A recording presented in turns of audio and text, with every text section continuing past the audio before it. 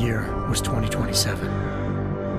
Advances in biotechnology were helping people improve their physical and mental abilities to an amazing degree. Provided, of course, they had enough money. A new breed of people was emerging, half human, half machine. And in Detroit, at least, not everyone was happy to see it. I'd just landed a job as head of security at Sarif Industries, a cutting-edge biotech firm. David Sarif himself handpicked me for the job, said he needed me to keep his people safe. My ex, Megan Reed, was one of them. Brilliant neuroscientist, Megan had found a way to make augmentation safe and affordable for everyone. All she had to do was present her research to Congress. But the night before her big meeting, my security measures failed.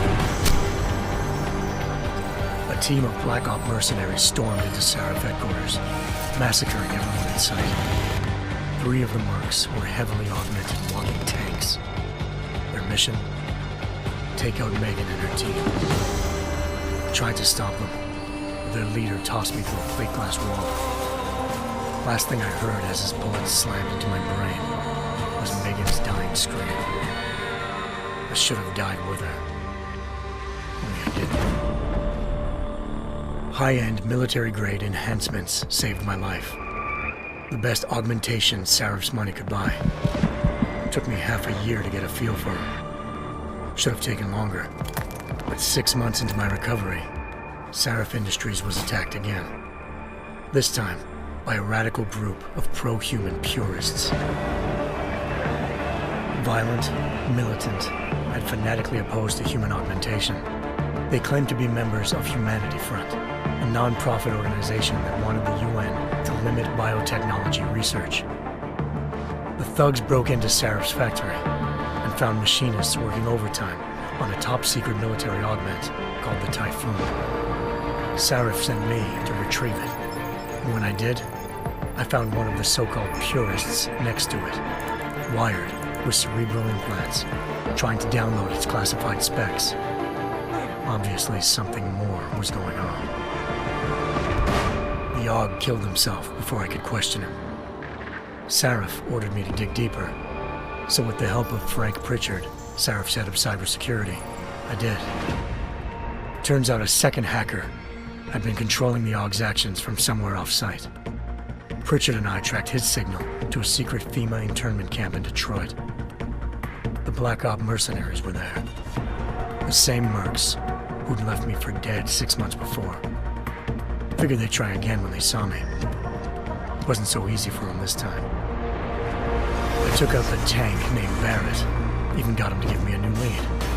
A penthouse apartment in China. Of course, we both knew it would be a trap in the end.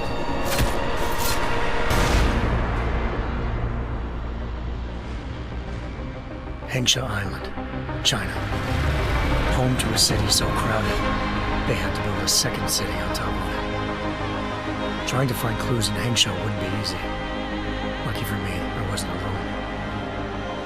Farida Malik, Sarif Industries' ace pilot, had lived in Hengsha before. A good person to have on your side. She knew enough about the place to get me around.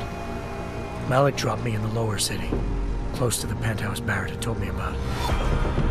Bell Tower Associates, a private security firm under contract to the Chinese government, had agents tossing the suite when I arrived. Just not for the reason I'd been expecting. Turns out the man who lived there was a criminal hacker named Van Bruggen. The same hacker who'd been remotely controlling the Aug in Sarif's factory. Van Bruggen's panicked decision to force the man to commit suicide had been a mistake. Now his mercenary partners were gunning for him, and I needed to find him before they did. Locating Van Bruggen meant playing nice with the Triads, Hengsha's organized crime lords. They had the hacker holed up inside a low-rent capsule hotel.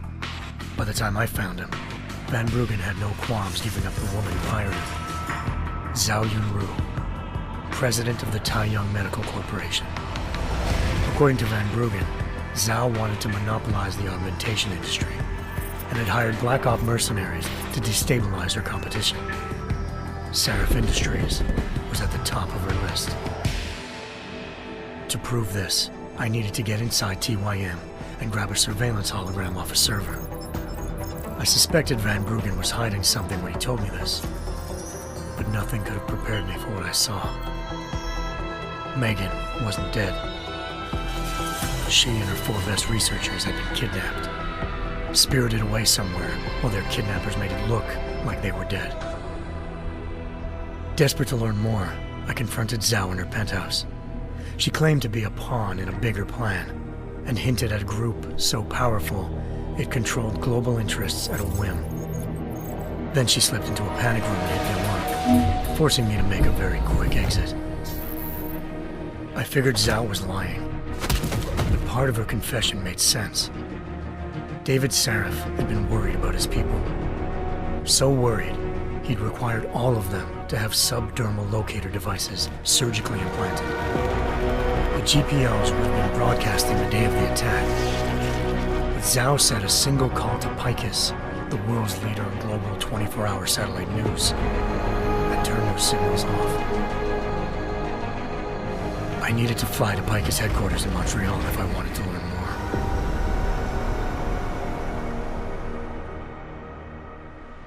Eliza Cassan, Picus Communications' First Lady of News.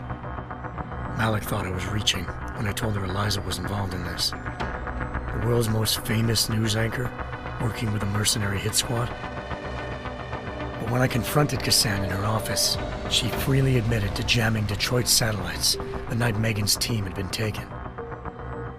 Said she's just been following her commands. I suspected she wanted to say more. But Black Op mercenaries showed up looking to shut us both down.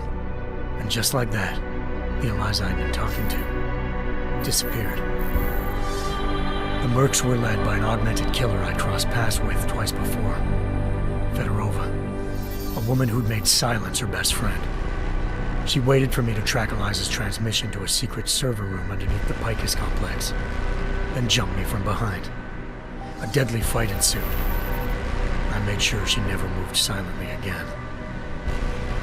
With Fedorova down, and no one left to keep Eliza quiet, she reappeared. Turns out Picus's First Lady of News wasn't a lady at all. She was a sophisticated AI program, engineered to monitor data streams and control what people believed. Eliza told me the Mercs had brought in a Humanity Front doctor named Isaiah Sandoval to remove the scientist's implanted tracking devices while Detroit's satellites were down. She also told me to speak to David Sarif if I wanted to learn more. By the time Malik and I got back to Detroit, tensions between normal and augmented citizens had reached a flashpoint. Riots were breaking out in several cities, and the UN was being urged to intervene.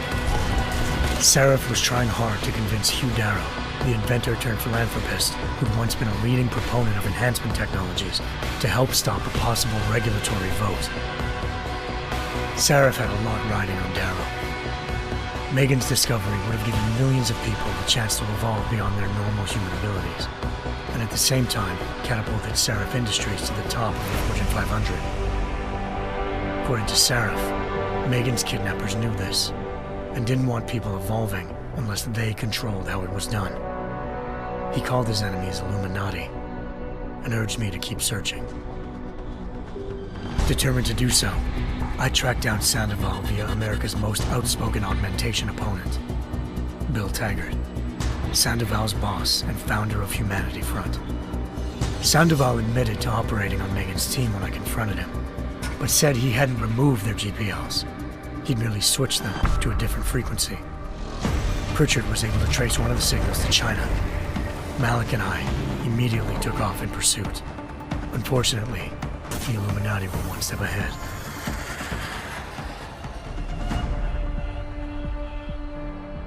Ambushed.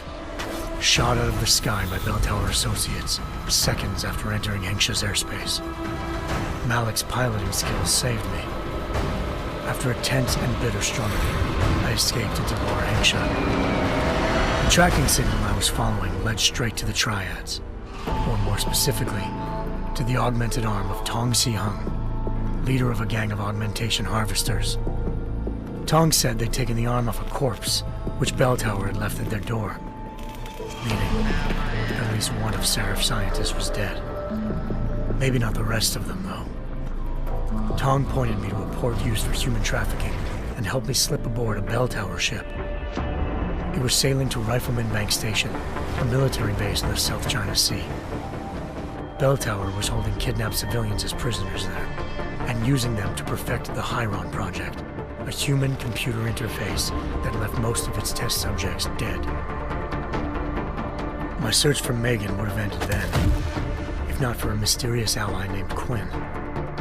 In exchange for my help exposing Bell Tower, he slipped me aboard a second ship headed to Singapore and an Illuminati-run biotech facility called Omega Ranch.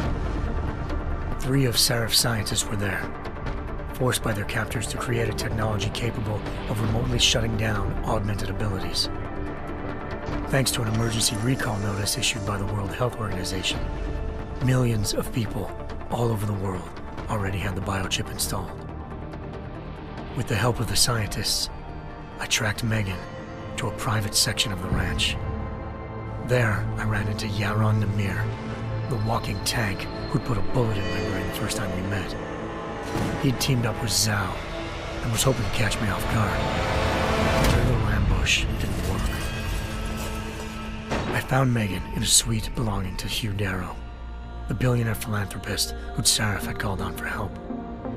Darrow had convinced her to go along with the biochip plan by promising to sabotage the tech. As she was explaining this, Darrow appeared in a global broadcast, telling the world that augmentations would be the death of mankind. Then he activated the biochips to prove his point. All over the world, augmented people flew into a killing frenzy. Darrow had betrayed everyone, and it was up to me to set things right. To do it, I had to reach Panchaea, a massive installation in the Arctic Ocean. As I raced through corridors built by an all-augmented workforce, I saw death and destruction firsthand. By the time I shut down Darrow's broadcast, I knew the damage he'd done. Still, humanity's future remained unclear. How would the world react to this sabotage? Would people ever regain their faith in augmentations again? What would be the Illuminati's next move? Only time could give us the answers.